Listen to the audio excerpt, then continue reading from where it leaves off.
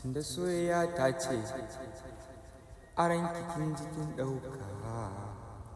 ba batun dambe to ki adana na kai makura akan sanki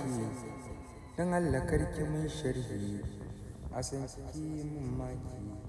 ki tallafa shin wa zai sami mai kyau kamar ki ma ya ce baya santa ko mara lafiya ne ya ganki tilasta ya gigita ki zamto jini a jiki na ke kan kin cire cuta ke kan kin cire cuta